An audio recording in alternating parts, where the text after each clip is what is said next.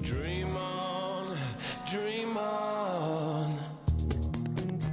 Vous êtes chez Tartampion, salut à tous et voici Dream On. C'est un jeu pour 2 à 8 joueurs à partir de 7 ans pour des parties d'environ 15 à 20 minutes. Alors qui n'a jamais vécu cette sensation au réveil après avoir fait un rêve un peu bizarre, de tenter de vouloir à tout prix se rappeler qu'est-ce qu'il y avait avant la dernière image, le dernier souvenir et d'essayer de remonter un rêve déjà improbable au petit déjeuner. Et bien voilà ce que nous allons faire dans Dream On. On va le faire de manière collective. On va rêver ensemble, elle est pas belle la vie, et ensuite on va s'en souvenir ensemble. Comment est-ce qu'on fait? On va jouer avec des cartes sur lesquelles il y a des différents dessins avec plein de thèmes abordés, et on va d'abord faire une phase où on va construire le rêve et ensuite une phase de souvenir.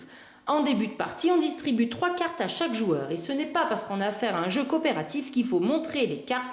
Chaque joueur devra les garder secrètes. Alors un premier joueur va retourner la première carte de la pioche qui sera le point de départ de votre rêve et il va immédiatement lancer le sablier. Il va faire une proposition en disant « Nous étions tous au cinéma » et alors soit il décrit la carte, soit il raconte une histoire, il essaye de faire un lien. Bref, il faut essayer d'être cohérent parce que vous devrez vous en rappeler, ne l'oubliez pas. Alors les autres joueurs vont jouer des cartes, alors les mêmes, il n'y a pas d'ordre de tour, chacun va rajouter une carte au fur et à mesure. Alors par exemple, il pourra dire c'était un rêve, une histoire d'amour, un film d'amour. À chaque fois que vous jouez une carte, vous piochez immédiatement une carte et complétez votre main. Vous devez toujours avoir 3 cartes en main. Alors les autres joueurs vont rajouter des cartes, ils vont dire par exemple ce film ne m'a pas plu, ça m'a mis en colère. Un autre joueur va dire moi j'ai pris ma voiture. Quelqu'un va dire je suis rentré à la maison et ainsi de suite. Il faisait beau. Alors du coup, on a fait un tennis, c'était le jour de mon anniversaire, il y avait toute ma famille, ils avaient fait venir un magicien et aussi un nain de jardin qui faisait des travaux dans la centrale nucléaire. Normal, jusque-là, tout est normal. Si, je vous assure, dans Dream On, un truc comme ça, c'est normal. Bref, le rêve s'arrêtera immédiatement dès que le sablier se sera complètement écoulé. À ce moment-là, tous les joueurs défaussent leurs cartes, on enlève la pioche de jeu et le dernier joueur qui a posé la dernière carte prend tout le paquet du rêve et le retourne. Il devient joueur actif et il va devoir passer à la phase de souvenir avec tout le monde et on va tenter de se rappeler de la première carte du début du rêve. Alors, admettons, il est sûr de son coup, il dit si, je m'en rappelle, on était tous au cinéma. Alors, pour trouver la carte, il faut soit dire exactement ce qu'il y avait de dessiné sur la carte, soit raconter la petite histoire qu'on avait faite. Si, on était tous au cinéma, on regardait un film. On vérifie, c'est bien ça. À ce moment-là, on met la carte dans la colonne qui vous rapportera 2 points puisque chaque carte posée dans cette colonne comptera pour 2 points une fois que le rêve sera terminé. Et il passe le rêve au joueur suivant qui devient joueur actif. Alors lui aussi, il va peut-être décider de tout de suite trouver la carte. Il va dire, eh bien, le monsieur était en colère. On vérifie, aïe, c'est pas ça, il s'est trompé. À ce moment-là, on rajoute la carte dans la colonne des -2 et malheureusement pour vous, cette carte vous fera perdre 2 points de victoire.